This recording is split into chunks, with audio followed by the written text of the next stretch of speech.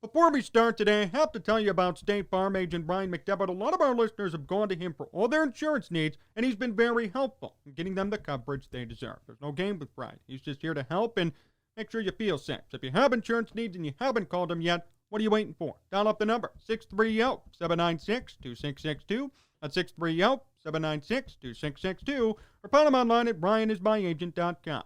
That's bryanismyagent.com. And make sure to mention Sports Talk Chicago. Like a good neighbor, State Farm is there. I want to start today with this. I hate narrative shifting. I hate people trying to cover up their tracks, shifting opinions left and right, blaming one person and blaming the other. Happens a lot in sports, especially when the NFL, for example, is a league of parity. So we see all the time the constant blame shifting from this person to that person. It's the quarterback, it's the GM, it's the head coach, it's the personnel. Who is it? Who's truly responsible for the mess you're in? See, I remember last year for the Bears, it was a combination of three different things. Nobody agreed on who was truly responsible, but we all knew it was Ryan Pace, Matt Nagy, but more importantly, Mitch Trubisky. Show of hands here, how many people watching this video blame Mitch Trubisky for everything that went wrong last year? Come on, you could be honest. It's okay, we're all friends here. Didn't blame Ryan Pace for assembling a crappy team around him. Didn't blame Matt Nagy for calling horrible plays. Didn't even blame the defense for regressing significantly from 2018. Nope, it's Mitch Trubisky's fault. So the obvious answer was get rid of him, bring in a new quarterback, everything will be fine. I want to read you this tweet from Ryan Heckman. One thing no one has mentioned yet about Justin Fields against the Titans. Typically, the first 10 to 15 plays are scripted. So outside of the penalties, drops, and mediocre protection, it made sense that Fields got it going later in the half. Matt Nagy equals not a good play caller. Quote from Dave, why is Matt Nagy taking the ball out of Justin Fields' hands? The Bears Nation podcast, the signature run, sack, courtesy of yours truly, Matt Nagy. Got another one. Good to see Matt Nagy is still obsessed with running out of the shotgun in short yardage situations. Got them all right in front of me right here. Do we still want to admit that Mitch Trubisky was the problem? All of you who slandered Mitch said he wasn't fit to be an NFL quarterback. Where are you today? Pretty apparent who the issue is, and we saw it in the preseason game. Who cares if the Bears won or lost? That means nothing. We saw some serious issues. From the shotgun, fourth down and short, and you're running the football out of the shotgun, what do you expect to happen? You really think you're going to gain the yards? Come on.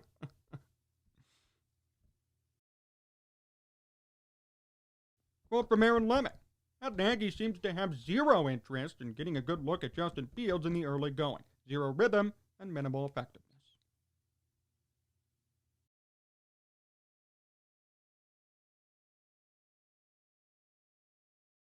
Is it time to finally identify the elephant in the room?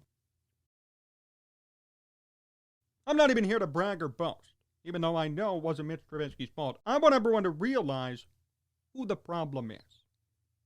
Yes, you could blame Ryan Pace for taking Mitch that high. You could blame Ryan Pace for some of the moves that were made. You could blame Pace for even hiring Matt Nagy. But at the end of the day,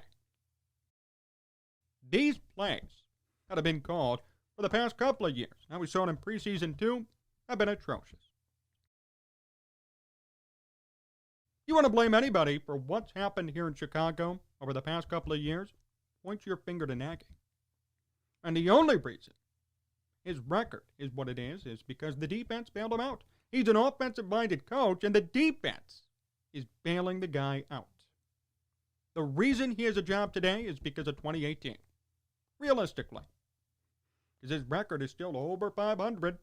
Who did that? The defense. Taking away the ball 30-plus times. And in my opinion, had the potential to win a Super Bowl in 2018.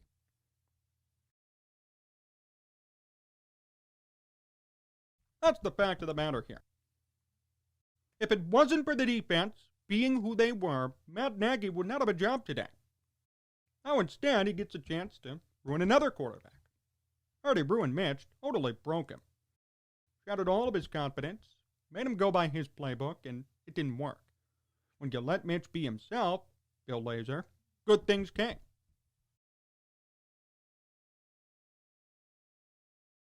Now, to Fields' credit, still put up good numbers in that game.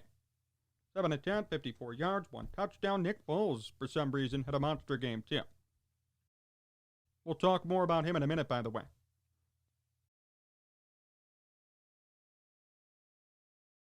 If the Bears do well, seriously, it's Fields doing well in spite of Nagy. These play calls were atrocious. They didn't help anybody, and the offense stalled until Matt Nagy opened up the playbook. Fields didn't throw that great viral touchdown pass till late in the second quarter, because he was given a chance to actually be himself. I'll admit it, Fields is more athletic, more talented, more raw talent than Mitch Trubisky, by far. If that is not utilized, he will not be great. He will be Mitch Trubisky if he is not given free reign of this offense. We saw what happened when he got free reign. Dominated, did great, 7 of 10, 54 yards, touchdown, no picks. Ran the ball for 13 yards.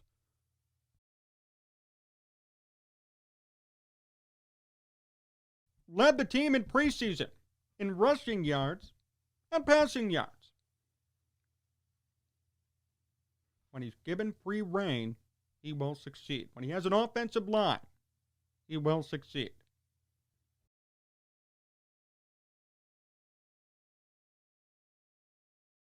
That's the big takeaway I had. Really. If Fields is given a competent O-line, he'll be great. But also, he has to be allowed to do his thing. He can't be told, stick to my play, stick to my book, stick to my script, because Matt Nagy's script is atrocious. Here's the funny part, too. If he's being called this quarterback guru, if that's the reason he was hired, why has nothing worked? I mean, seriously, nothing. I can't remember one greatly scripted Matt Nagy play call. I mean, last year he had Cole Kmet run an end around. Tight end. Tight end end around. I didn't even know that existed.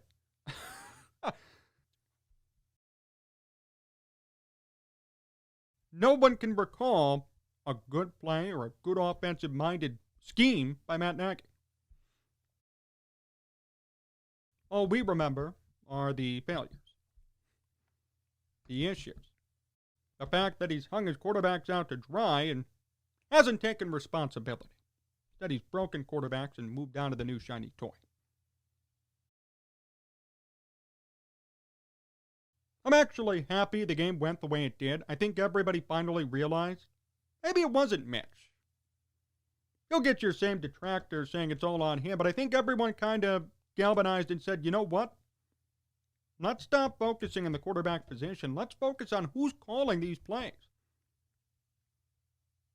They did. And everyone's starting to notice this might be a Matt Nagy problem.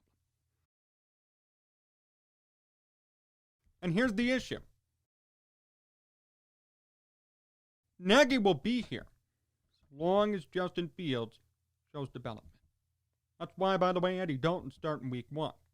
They want to go 0-3, 0-4 with Dalton. Then Fields could come in, save the day. Nagy will be considered a hero, and he'll stick around.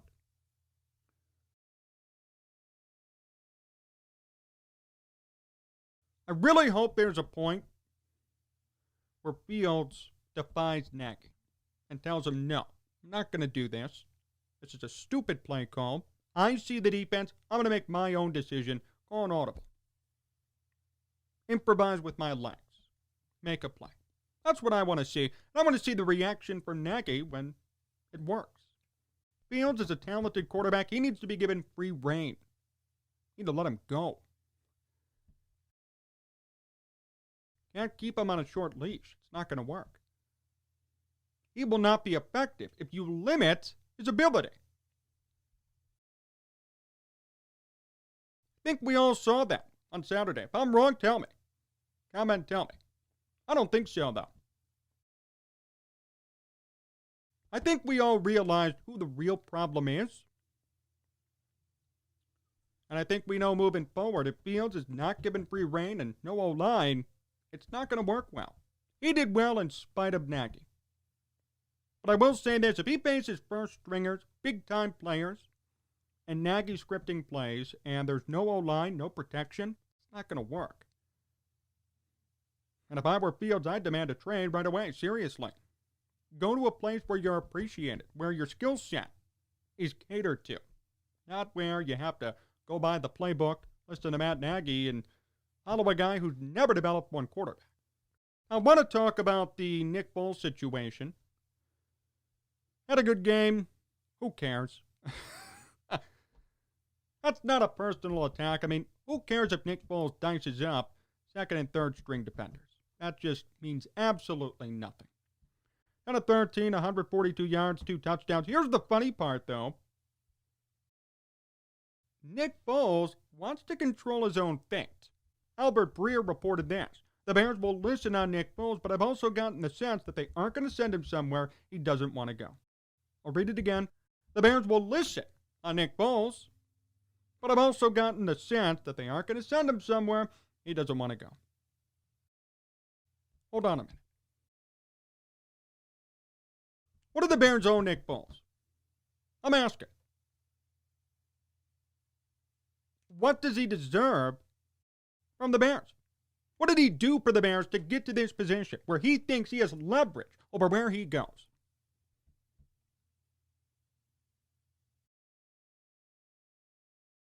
If anything, he hindered the Bears last year. It was his fault. They almost missed the playoffs. And now you're saying I'm not going anywhere unless I pick. Who the hell do you think you are? Here's some career-long backup who had one great 6-game stretch. Cool your jets. You don't choose where to go. And the fact that the Bears are for some reason cooperating is even worse. What benefit is there to cooperating with Nick Foles? You paid him a ton of money, he did nothing for you, almost hindered a playoff appearance, but no, we're going to make sure he goes to where he wants to go. Hey, newsflash, it's the NFL. If you're traded, you're traded. Deal with it. You should be happy you stole money from the Bears and you're still getting paid today.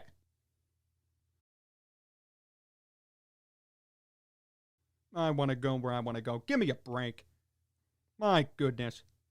So disgraceful. And I'm actually surprised teams are interested in this. I mean, this is not a good PR stunt for Foles. No doubt. Where's he going to go? Still. Not going to be a starter. That's a fact. I don't know where he would go in which he'd start games. So, where do you want to go? What situation's going to be best for you? You won't start. Unless he's waiting for an injury maybe to latch onto a different team. I don't know. But this whole story is just a joke. The fact that the Bears are actually negotiating and listening to Foles, who did nothing for the team, the organization, the city, makes absolutely no sense. Why they're caving to his demands beats the hell out of me. I don't get it. And why he thinks he has any leverage or demands is even worse.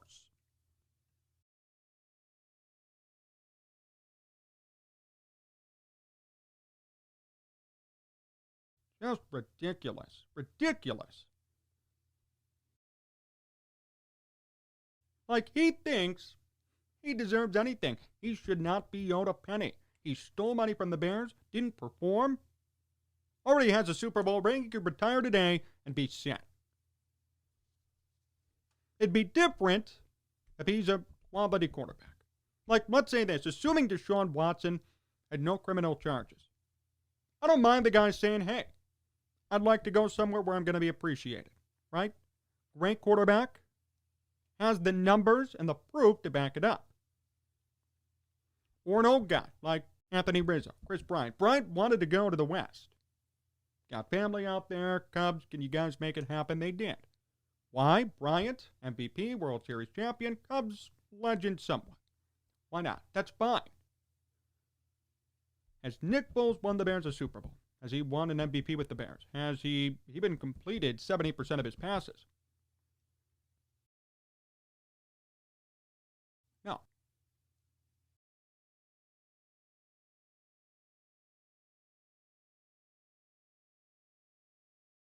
I love the press conference, too, a couple of weeks ago when he was asked about his status, and he said, I've never felt better. I've never been better. No, Nick, you've been better many times before. This is actually your worst. In case you didn't know, this is your worst.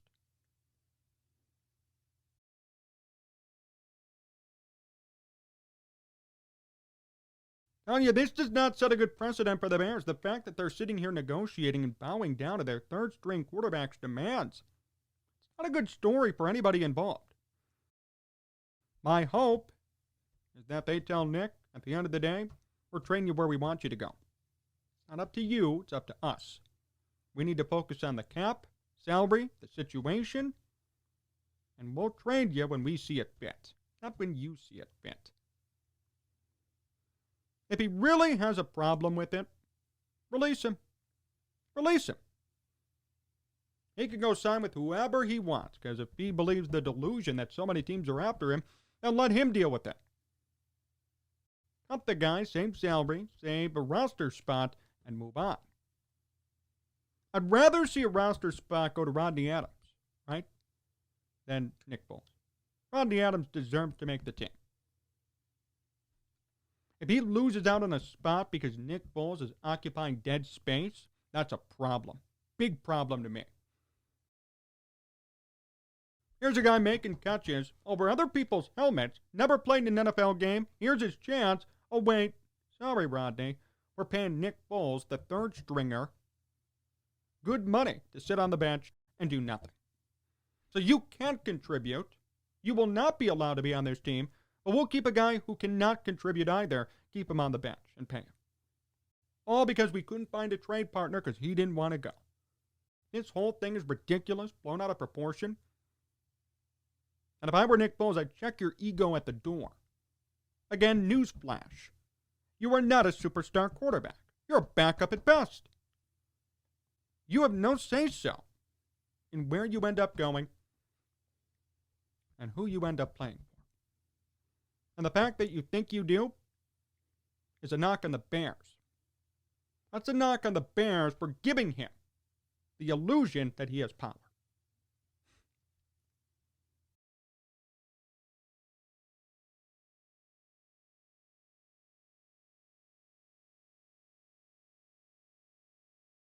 A lot's going to happen before opening day for the Bears.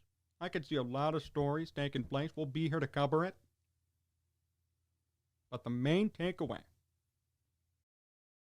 from Saturday's game, Justin Fields needs to be himself.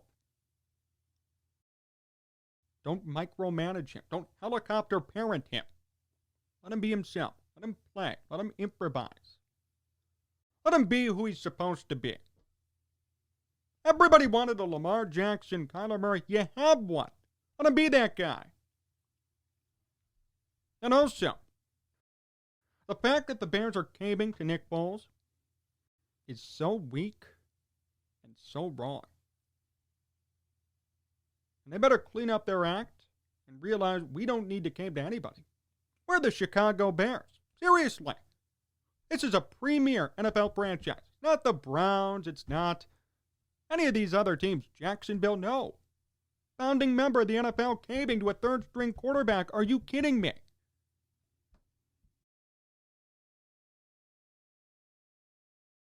How the hell is that even acceptable nor possible?